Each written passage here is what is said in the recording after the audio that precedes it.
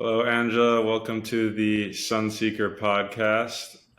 This is a consciousness expansion podcast, mental health, spirituality. It is something where I speak with change makers and thought leaders and people that are living a spiritual life and try to learn a little bit on my spiritual journey and kind of looking at your work. I thought that me and my audience could definitely learn a lot from your journey. So I just wanted to thank you for joining me. And yeah, we can get right to it. Beautiful, beautiful. So yes, amazing. So I guess I wanted to know where your spiritual journey began, like when you kind of had the understanding that you were inclined for this work and in this lifetime. Yeah, well, there definitely is a before and after story to my spiritual journey because it didn't come to me until a bit later in my life. And I think on some level, I always have been spiritual to some capacity, but my true journey of awakening began when I was in my late 20s and living a very average life. Nothing really all that remarkable going on for me. But I was living in the city, living in LA, and not connected. I was becoming aware I was not connected with myself, that I didn't really know who I was. And there were a series of events in my life that the kind of thing where everything just continuously is falling apart, where things just aren't working out. And I was beginning to notice these patterns in my life where these things that were falling apart were repeated things. It felt like I was in this stuck cycle where the same scenario was happening over and over again. And this was the case for the work I was doing, for relationships I was in. And so I was I was basically at the lowest point of my life. Is at the and going through the dark night of the soul. And so really in that space is where you really do some deep soul searching. And it was in that space where um, I I just knew that it was time to stop. First of all, I would say the first glimmer of awakening was recognizing the patterns that were taking place in my life and recognizing that I had played a victim my whole life and recognizing that that didn't work and that I wasn't going to do that anymore and that it was time to start taking responsibility for my actions and my choices. So that was kind of the first little seedling of awakening on a spiritual journey, which on a like in a nutshell, basically led me to feeling very open to live a completely different life, to depart from life as I knew it altogether. I realized I had been living my life up to this point to please other people, to make other people happy, and so it was within all of that that I realized if I'm making choices based on what other people want from me, what does my life look like if I start making choices based on what I want? Because I didn't even really know. And so it was this very auspicious, fortuitous day trip that I was invited to go to with some friends from LA to take a day trip out to Joshua Tree National Park. And I'd never been to the desert, to Joshua Tree. And so that first time being out here completely reorganized every bit of my reality and my awareness. And so it completely just astounded me. The beauty here, the magic here, it's where I'm living now is in Joshua Tree. And so that's kind of the the spoiler to the story is that it was this continuous journey from that point of that first visit to going back and forth from LA to Joshua Tree to take these little weekend trips whenever I could. And the time just never was enough. And those trips were just seldom, but I was always thinking of Joshua Tree. I was always thinking of the desert. And I would go by myself too. I would take these trips by myself, which was completely unheard of up until that point. So this was clear. Like, this is something that my heart is pulling me towards. And this doesn't have to do with anybody else. And so I would say the next significant moment of awakening happened for me when, after that first trip to Joshua Tree, it was about 8 months later that I had been doing this little dance of trying to come to the desert whenever I could. And I was on a weekend trip out in the desert, and I was in the national park. It was the end of the journey. It was the end of the weekend. I was sitting on this beautiful boulder in the national park, and I was watching the sunset, and it was perfect. It was just, everything was so beautiful, and I was at such peace. And yet there was this heaviness in my heart, because I knew that I was going to have to get off that boulder, get in my car, and drive back to LA and continue on with that life. And it made me so depressed to think about doing that when I was experiencing such peace in the present moment. And it was just a very simple shift in my thinking that happened in that moment, where I realized, oh my goodness, if I am so at peace on this boulder in the desert, and it makes me depressed to think about going back to LA, I don't have to do that. I can stay here on this boulder. I don't have to continue this life. It was more like this acknowledgement for the first time in my life that I could change my life, and that I had free will, and I could follow my heart and do something that really didn't make any kind of sense, because I didn't know anybody in Joshua Tree. There was no work leads in Joshua Tree. It was just all about following the pull of my heart and just knowing that that was all that mattered. And so within that moment of making that shift and that decision, I was living in Joshua Tree within 2 months. And I moved into this little homestead cabin that was remote and an isolated part of the desert. And I ended up living there for 12 years. Wow. So that's the setup. That's just the beginning of it all. So yeah. Well, that's really powerful setup, and very just following your heart center, and seemingly ending where you're supposed to be.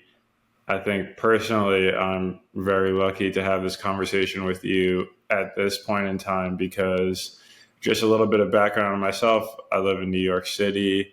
I'm in recovery from alcohol and addiction about past 2.5 years. And I've been on this spiritual quest for the past 8 months. My spiritual teacher is Roger Chowdhury, through Thousand Sons Academy, and it's a Shakti yoga school. And my life has been changed through the practices of mantra and Kundalini yoga, and working with the feminine energy and divine masculine energy, and those two intertwined. And thankfully, I live near Prospect Park in Brooklyn, so I can connect with nature in that, a little bit. But I have, even within myself, felt like, if I leave the city, I mean, I grew up in the city, and I've left the city before, but I was like, will that paradigm shift, be a major shift in my life in a positive way? And I kind of am feeling that pull. So, I kind of a divine synchronicity having this conversation for me, hearing your experience. So what are kind of the shifts and changes that happened when you moved to Joshua Tree in, I believe it was 2011, was it? Or? It was, yeah, 2011. Yeah, so I really, like I said, I was just following that pull of the heart, the call of the heart, and I went into it with a mental idea of what would take place and why I was going out there. But it was definitely a divine setup and higher guidance that was bringing me there for a much more epic kind of undoing of everything that I thought that I was. And so I went there with the premise that, I'll just go in this beautiful little cabin, sweet little homestead cabin. I'll have this little self-guided artist residency. I'll do some work out there. I'll make some art. And that was a lot of what my path was in prior to that. And so it was also one of the motivating forces in living alone in the desert was so incredibly appealing. Once I realized I could do that was an option, that was something a person could do, that I was very compelled to know what kind of art comes through me if nobody else is going to see it, or if I'm not creating for an audience, if I'm not creating wanting something to sell or for it to be shown in a gallery. And so it took this pressure of expectation out of the creative process for me. And that was deeply appealing because that was how my mind framed this experience moving to Joshua Tree.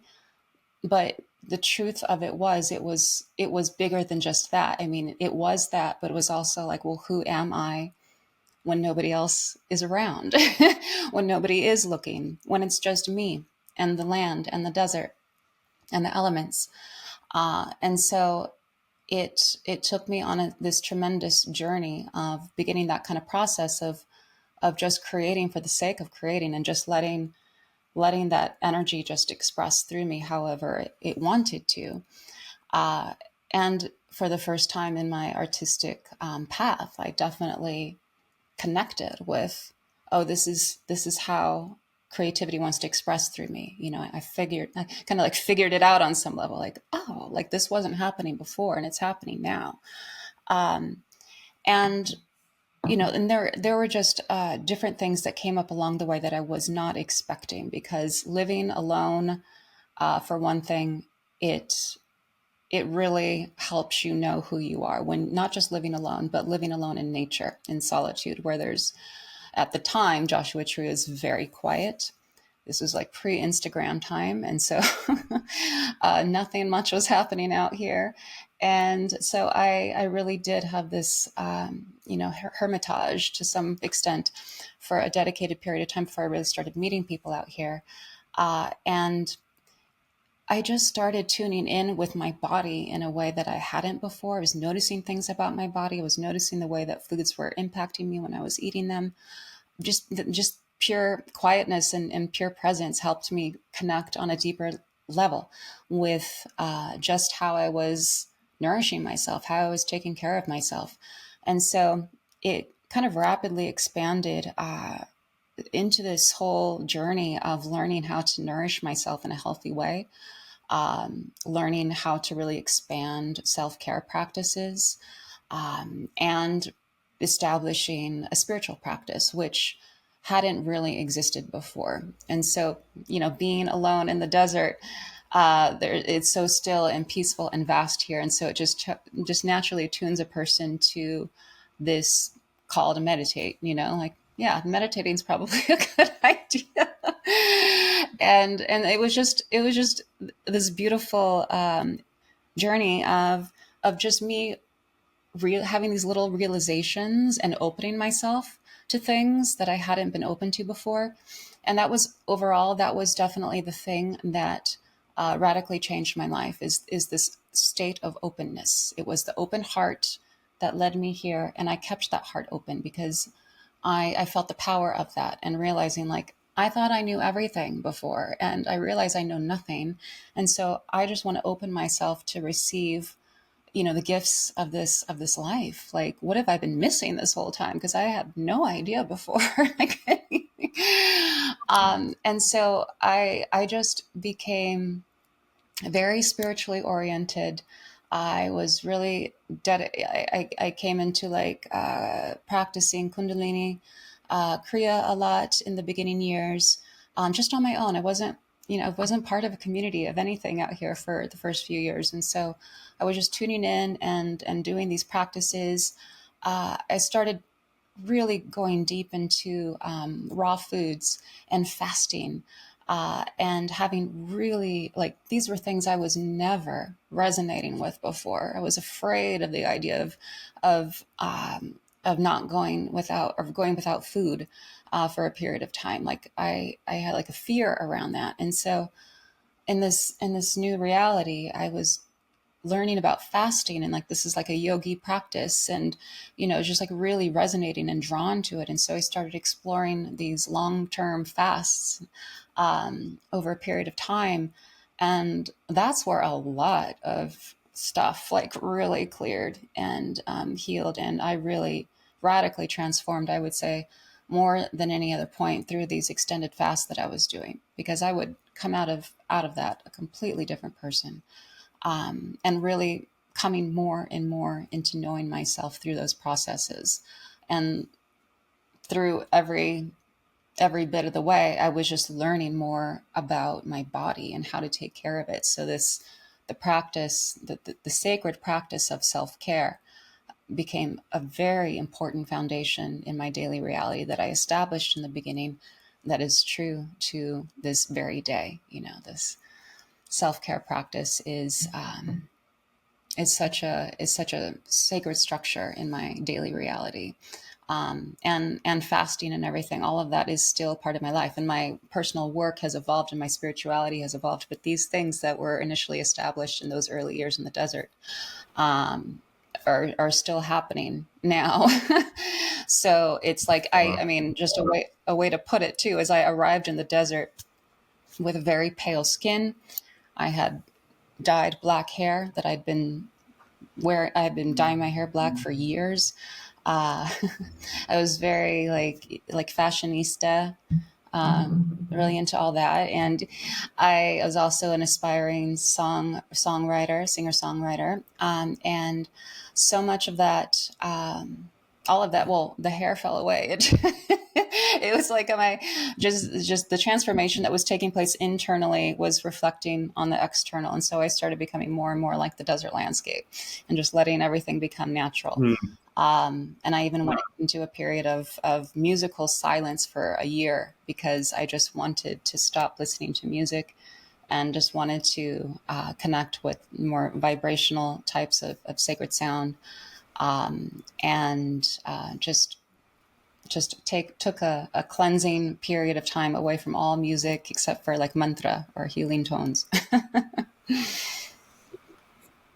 Wow. Wow. So I guess listening to what your journey was like, in terms of, so it just sounds like that, the desert was your, teacher, as in like my spiritual teacher like pushes and emphasizes us to be our own guru. And sounds like, the your connection with the divine and the earth was your guru and kind of like spoke through you. And so I guess, what mantras were you drawn towards during this period, and what was that kind of like relationship like, building your sadhana, being just out in the desert and going through this transformation? Mm. Yeah, you hit it spot on. The desert is my teacher, and when I think back of Mm. the most influential teachers of my spiritual path, then the first and foremost is the desert, because I really didn't have a teacher in the first several years when all of this was developing for me.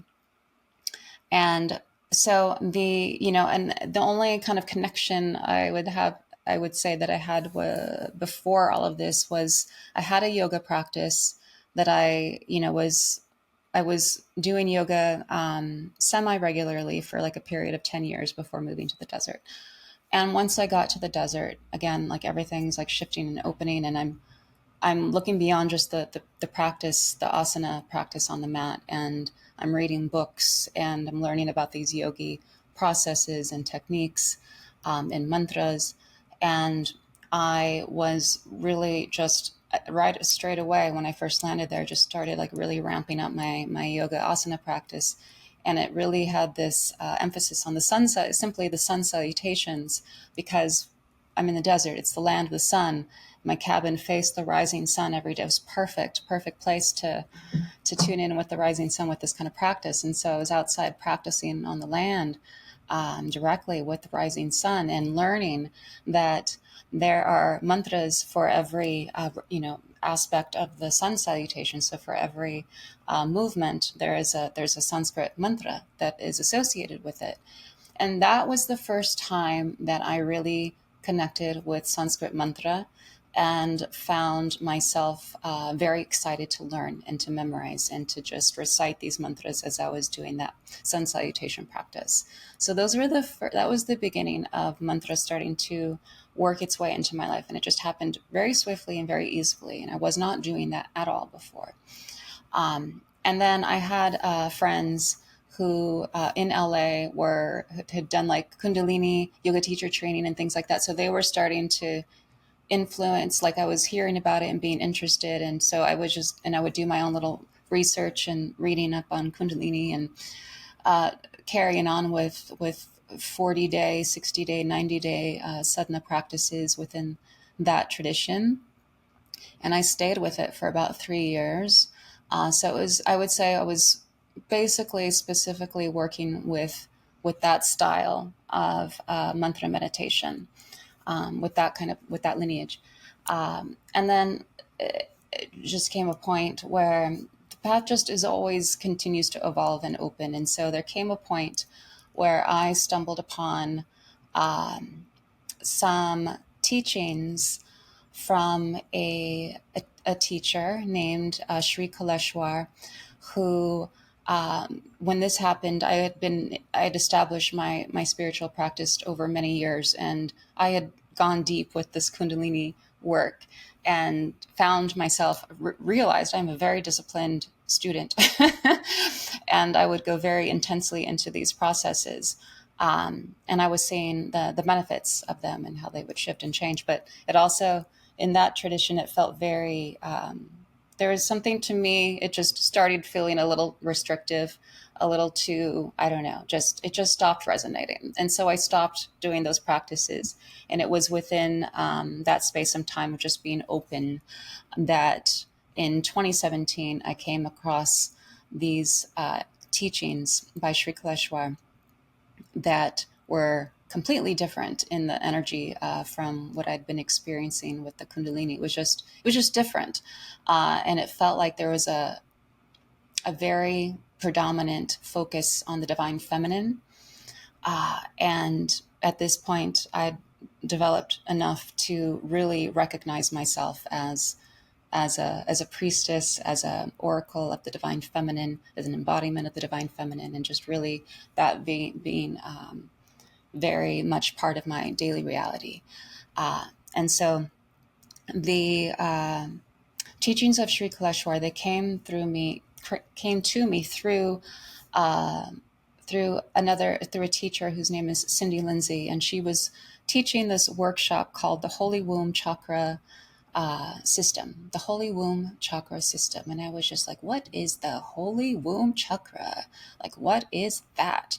And I had never heard of such a thing. And and immediately it was just like, I don't know what that is, but it was just one of those moments, defining moments. Like there was such an energy in my body, a pull of the heart that was just like, this is so mysterious and I don't know what that is, but I want to go to this workshop and I'm going to find out. And it involved like a journey, like traveling and going to Northern California and spending 5 days at this ashram on a mountaintop in Northern California. And so that experience completely rerouted my spiritual path. And so that opened up a whole different aspect of ancient India teachings, and these Holy Womb Chakra teachings have become formative in my own work with clients and working as a divine healer within this lineage now, and as a teacher of this ancient knowledge. The Holy Womb Chakra is an aspect of it, but as I would come to learn, it's like this is one very powerful piece to a million more pieces that are available through the teachings in this lineage. And it's there's really so much to say about it, but it is very much mantra based lineage, where there's a lot of different types of processes that are done through charging mantras for a period of time, whether it's a 41-day process or 101 days. There's just all these different types of systems that can be charged so that you are able to open up these different channels of energy within you that are ultimately all about connecting with Divine Mother and being able to really pull her energy and to be as powerful a creator as Divine Mother is.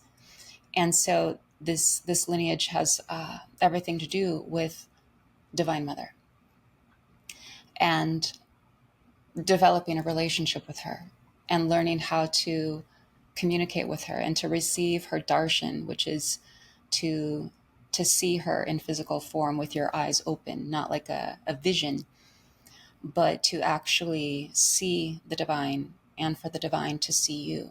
So these are experiences that people have in this lineage who are working with these processes, and it's fundamentally has so much to do with the expansion of soul energy to really access the fullness of power of the divine soul and to really become the embodiment of divinity in this human body on the planet. Because the more that we're able to open these channels within us to access divine power, like this, and which is like true power, real power, divine power, and to access miracle energy to help bring healing to your life and healing to the lives of others. It's all in the greater name of being able to embody divine love in its fullest, purest form. And the practices and processes within this lineage are all about that. And the more people that are doing this kind of work and opening these channels, the more the divine embodied is present on this planet, and the more that awakening happens for one person to the next. Because this is fundamentally what I've always believed, even before coming into these teachings with Sri Kaleshwar, and this is why it was so resonant, because it was already part of my own understanding about the workings of this reality in my time alone, channeling alone in the desert. It was just like, we have to open our hearts to the love that we are, the truth of who we are. This is the question I had coming to that, like, who am I really? The realization that came later on was that I am love and I come from love, and that the journey that we undergo on this planet when we're born here, we come here with the mission to remember that, that is where we come from, and that's what we are. And to best help the planet and to bring healing to the planet as a whole, it starts with the work that we do within ourselves. And so if we can authentically access that divine love within and embody that love and be a source of love on the planet, this is how love expands on the planet.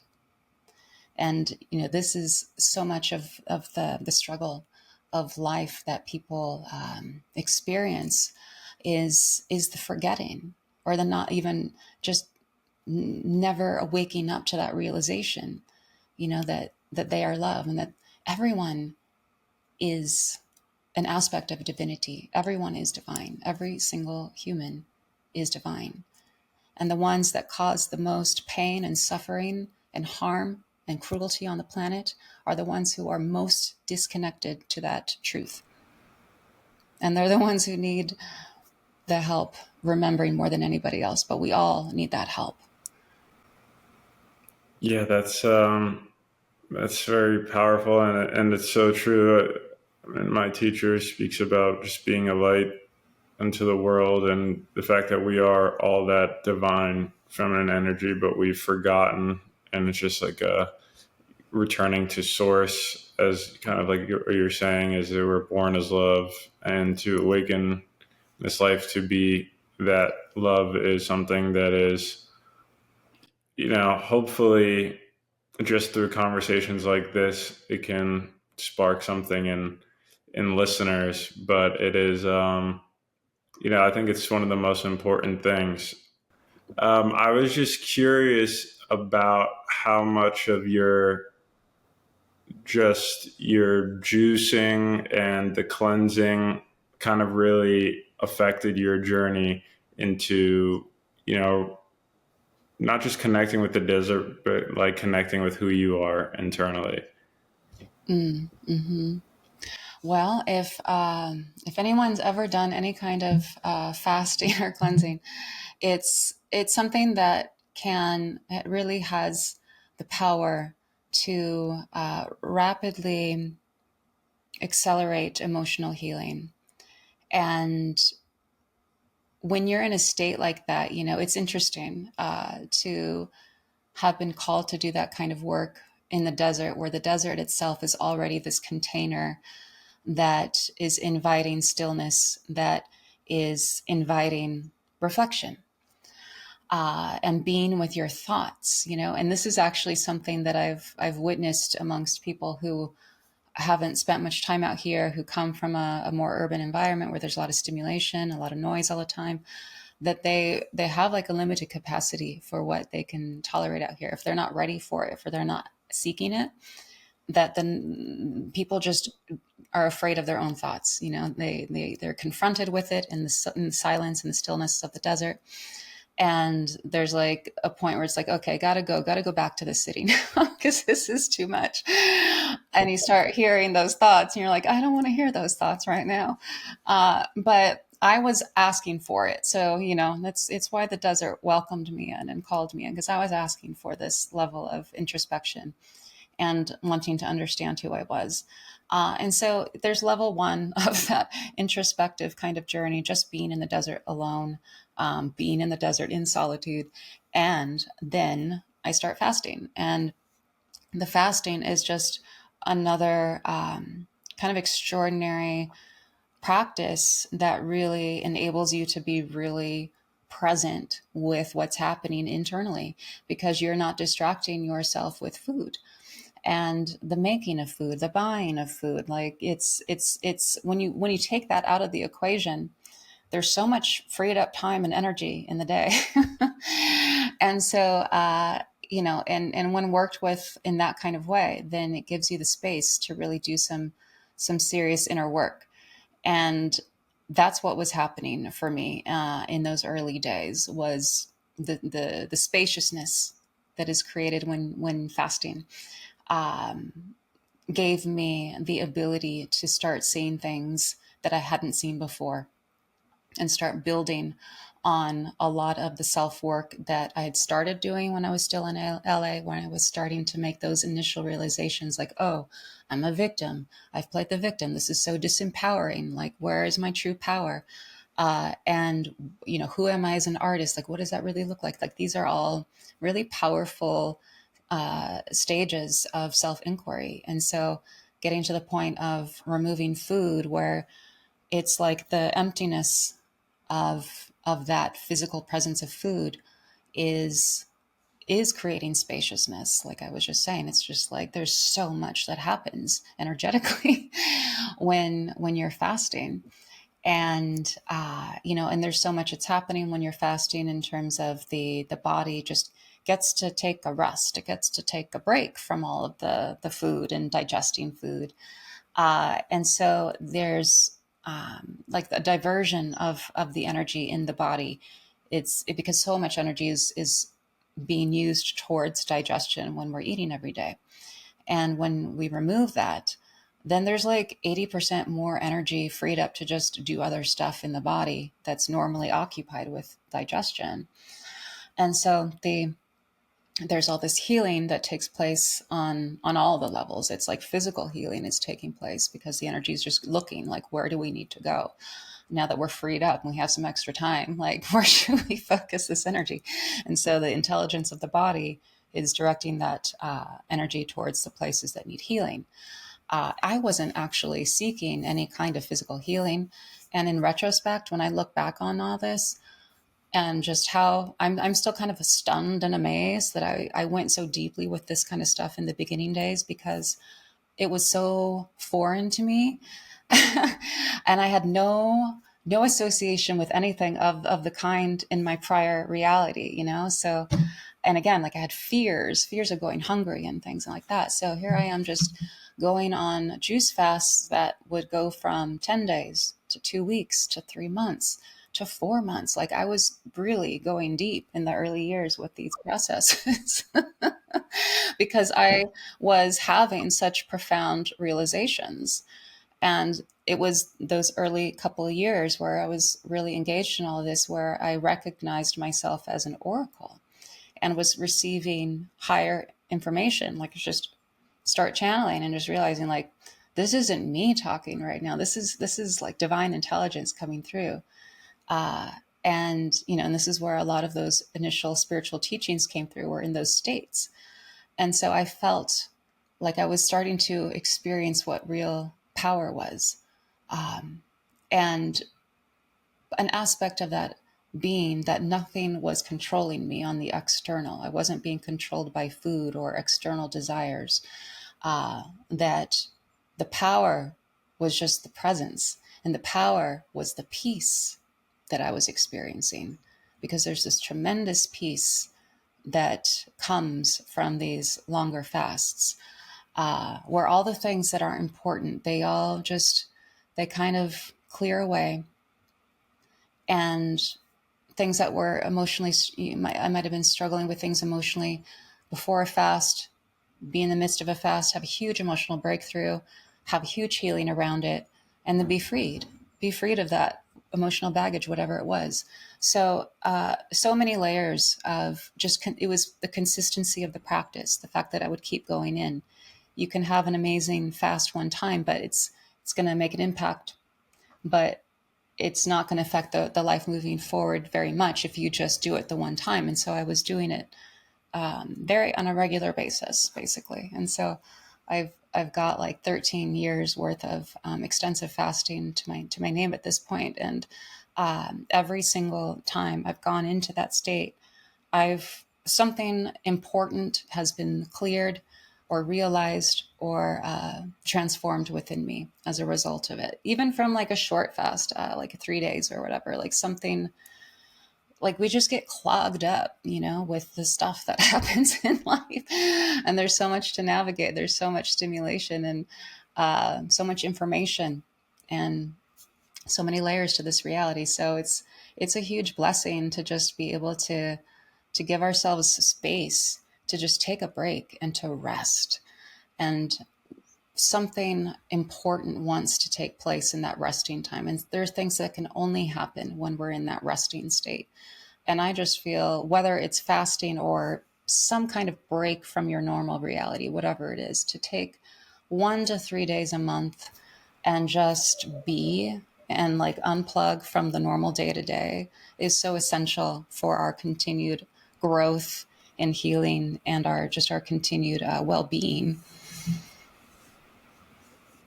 Wow. I think that just funny for me is that the past 2 weeks, I was just on such a go. I was doing my practice every day. Before I eat or anything, I do my practice, do my mantras, do my whole sadhana, and, connect with source. But I was on such a go schedule. And then it was just yesterday I was running in the park and I strained my MCL. And then I was like, I sat back and I thought about it at first. In the past, I would really get frustrated and talk about that kind of like victim feeling and or mentality about things. But then I was like, okay, this is really going to give me the opportunity to connect with divine source, to work on my practice a little bit deeper.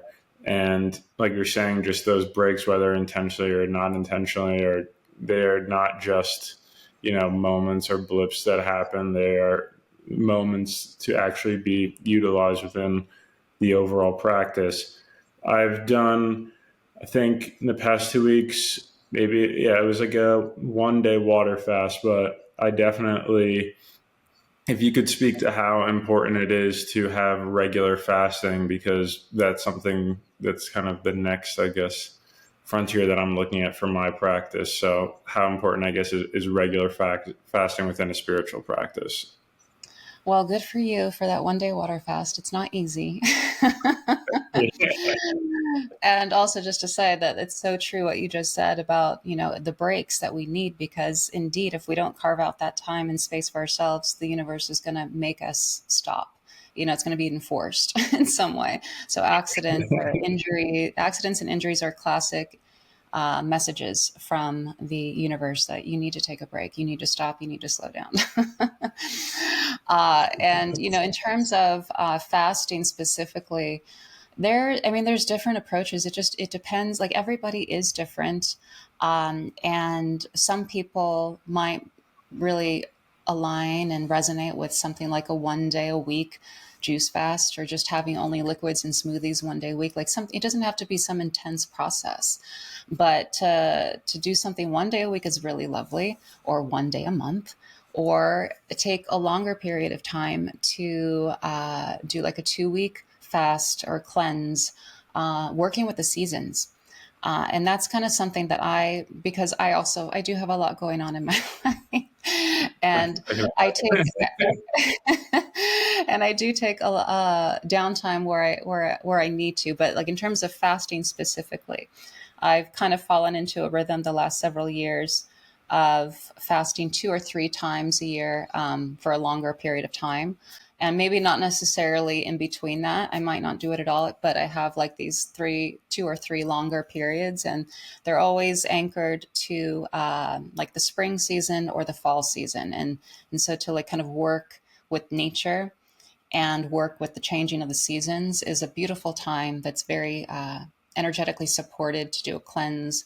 So when we're coming out of winter, it's a really great time at the end of winter, the beginning of spring, to do a fast, because we've accumulated a lot of stagnant energy from that low energy of the year, that slow time of the year. And so to start the new year with the spring, to have fresh, clear energy, have a fast or cleanse 3 days or 5 days, 10 days, 2 weeks.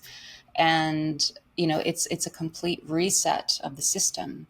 And so you can I always engage in these practices in kind of a ceremonial way, where it's recognized like I'm entering this sacred container, this space, to clear away and release what is no longer serving me, what no longer is working for my life anymore. Like, just let it all go, so that I can enter this new cycle fresh and clear, and completely rebirthed in a new energetic field. And so I do that in the springtime. I do that in the fall also. So also moving from summer into the fall time is a nice time to do another cleanse. So that those are options, but I feel that just even like a liquid fast, if someone were just doing juices and smoothies and liquids purely, it's very easy. I really believe that anyone can do at least 1 to 3 days, like in a certain way, in a certain approach. But it's also hardest. Like, if someone were to do a juice fast with the aim of doing 3 days of a juice fast, it's totally possible. Nobody's going to die from doing that. But it also is the most challenging is window is the first 3 days. So your body's going through a lot of changes, adapting to it in the first 3 days. So if it feels very hard, if it's a person's first time doing it, then just know, like, yeah, it's going to be hard the first 3 days. And then once you get past that threshold, there's kind of like this opening that takes place, where your body's gotten accustomed to it, and it feels easier. You get more, just in the flow of it. So I personally, anytime I've done any of these extended fasts, like really long fasts, it's never started out with that intention. And I always recommend to people that they just listen to their bodies and what really their body needs, because not everyone it's not appropriate for a lot of people to do really long fasts. 3 or 5 days is like the max for some people, and that you'll still get so much out of it. But I've only gone as long as I have because I've just been really present and I've listened, and I've, just like, wow, I feel like I've gone 2 weeks and I feel like I'm kind of just getting started, and it's feeling really good. Like I have a lot of energy, I have a lot of clarity, and I don't want to get out of this anytime soon. So it's just been kind of like a one day at a time, like just keep it going until the message comes in like, yeah, I think I'd like to stop now. So I mean, it's all very resonant right now because I am just finishing up my springtime fast right now, as a matter of fact. Wow, Yeah. that's wonderful.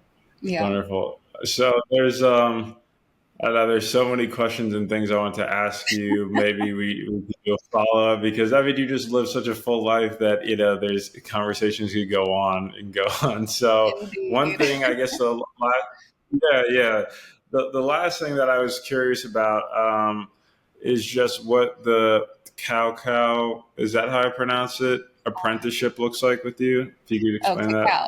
Cacao. Yeah, Cacao, yeah. ceremonial cacao. Yeah, so I am a cacao priestess of the last 10 years, and cacao is a really beautiful plant medicine. And if somebody has not familiar with cacao, cacao is where chocolate comes from. So it's the origin of chocolate is the cacao bean, and when you're working with just the cacao bean, and it's not in this ultra processed state of a chocolate bar, like just the average chocolate bar. Uh, there's so much medicine in cacao, and it has everything to do with opening the heart and love. And it's interesting the things that I've been guided towards because the theme is all the same. It's like it always comes back to love and how to open the heart more. And so cacao medicine is a heart opening medicine, and I was very blessed to have been introduced to cacao medicine in a cacao ceremony 10 years ago. And that happened in the desert in Joshua Tree. And I had never heard of cacao at that time. And a lot of people back then hadn't heard of it. But it was something where I was already it was interesting because it's directly connected to the juice, my juice path, because I was kind of put onto this path of becoming a juice priestess with all the juicing I was doing. That was what my work became, is I became a provider of nourishing sacred juices for people in the desert. And that was my work for many years. But I was holding it in a priestess kind of way, in a ceremonial way. And I would hold these juice ceremonies that were simple and powerful, and just these experiences that were purely channeled and were really moving experiences for people involved. Uh, and it's just amazing because the next thing that came into my life as I was in the midst of doing this juice ceremony work, I am introduced to cacao ceremony. I'm like, what's cacao? And I knew what cacao was because as an ingredient, like I understood what raw cacao was to make smoothies and desserts and treats and things. But what is a cacao ceremony? And so I was very blessed to be introduced to all of that by a really renowned teacher, cacao teacher named Paula, and she was the one who was serving this cacao ceremony. That was my first experience, and she ultimately became my mentor, my teacher in on the path of cacao. And so little did I know, it was just such a profound and subtle experience with cacao, that it really surprised me how strongly and clearly I was being pulled to learn more about cacao and to become someone who would uh, provide ceremonies for others, which I didn't do for a long time, but it was like the message was so clear consistently. And so eventually I started sharing these cacao ceremonies, starting back in 2015 or so. And it's also been like a foundational aspect of my work to this day is cacao. And it's something that is just a different approach. It's a different way for people to access the truth of love within, the truth of love that they are, because cacao medicine helps to soften the resistances that we have to um, to that truth. And there's a lot of healing that is needed in the heart. When we're traumatized or we're heartbroken or we experience any kind of pain of any kind, like we tend to just shut down, in our hearts. When we're hurt, our hearts will shut down. And unless we are actively seeking to bring these things up to the surface, these traumas and these pains, these hurts just live inside our heart and they get buried away. And the more that happens, the more that we are limited in our ability to access the fullness of love in our heart. And the more fearful we become of really opening our hearts to others and to even just ourselves and just loving ourselves. So cacao comes in as a very important piece to the evolutionary story that we're in as a planetary community right now, because we're in this time of huge change. Huge transformation is taking place on this planet, and we see it in all these ways. All the ways it is expressing, and all that's breaking down, and it's providing the space for a lot of people to have spiritual awakenings. And that's kind of the greater mechanism at play, is that this is a time of huge spiritual awakening. And there's a lot of different approaches to accessing that, or to learning more about that, or to really understanding what's happening for a person, or to help and support a person on their own individual path.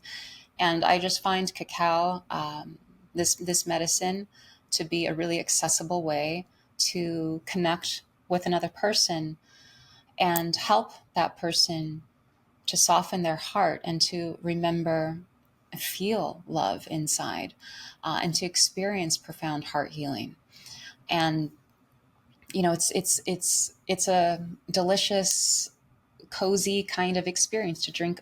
You're basically in a cacao ceremony. You're drinking cacao. It's a drink, and it's prepared with the cacao beans being ground down into a paste, and then that paste is heated with water. So it's essentially like a hot chocolate, except in a normal traditional cacao ceremony, it's not sweetened or anything like that. So it's more of a bitter medicine, but it's still, there can be, most people really do enjoy the taste of it without any sweetener involved. I do. And the way that it makes you feel, the way I say she a lot when talking about cacao, because she's a feminine plant spirit. So she's like Mama Cacao, like she's coming into your heart to help you to learn more about yourself, and to help bring to the surface things that maybe you have buried away and hidden away, that you didn't feel like you had the ability or the strength to confront or to look at. And she helps you to gently bring these things up into your awareness, so that you can just simply honor your experiences, and so that you can simply just extend love to these places within your heart that have been blocked from love. So she's helping us. She's kind of came in to the planet, into like mainstream reality within the last 10 years, like as long as I've been doing this, just gaining more and more popularity as the years go by. And you didn't ever really hear about cacao ceremonies before this time, and there's like a reason for that. It's because it's a time on the planet where we are ready. We are ready for this kind of healing, and we are ready to receive this kind of medicine and know how to work with it and take it the distance, and know how to like work with the medicine on this level in an honorable and respectful kind of way. And just to like kind of tie back into the teachings of Sri Kaleshwar, it's the same, where like it's directly connected, like all of these things. It's amazing. But just to say that it's the same, where I had been like, what is the holy womb chakra? Like, this is new. That's because it is new, because the teachings that he brought into the planet during his time, he's not here anymore, but when he was bringing all these teachings out, they're ancient teachings, but they were hidden away for thousands of years. And it's just like they're coming out now with all these really new, extraordinary pieces of spiritual knowledge and practices and processes that nobody's known about before he started teaching them. And it's all because of the timing. It's because now, as a planet, as you know, collectively, we are ready to work with this higher level information. And all of it is about, like, whether it's working with cacao medicine or working with these processes within this Sai Shakti lineage, which is what it's called with Sri Kaleshwar. It's all about embodying divinity and embodying divine love. And so collectively, that's where we're at right now. Like, we're ready. We are ready to let go of the old ways where we're all disconnected. Not just me, like everyone, like so many people have been disconnected, from their truth in their lives. And so it's an exciting time on the planet to be here when all of these new pieces of information and all these sacred tools are available to us to help us to remember the love that we are. That was beautiful. Thank you so much, Angela. This is definitely a very healing conversation for my audience and myself, and definitely the world. Thank you for your energy and your presence. And if you can just let the audience know where they can find you for mentorship or coaching and any of the other things that you offer, if you could let the audience know where we could find you. Absolutely. Thank you so much. I realize I didn't really talk about what the cacao apprenticeship is, but you can read about that on my website. It's just learning more about all of that, working with me directly. But yeah, on my website, you'll find these different ways of working with me one-on-one with womb chakra healing sessions, with cacao mentorship. I offer cacao ceremonies on a regular basis. A lot of them are remote, so you can join from anywhere in the world. And I offer a cacao course to teach all there is to know about cacao as well. And then also this coming July, I'll be co-leading a pilgrimage to India as well. So if anyone is excited to experience spiritual India and go to some really extraordinary power spots on the planet, check out my website and learn more there. It's angeladelaagua.com. That's beautiful. Thank you so much. Hopefully we can do a follow-up because you just lived such a full life. So thank you for joining us on the Seeker podcast, Angela. It's been an honor. Thank you so much, Christian. Thank you. Any blessings. Awesome.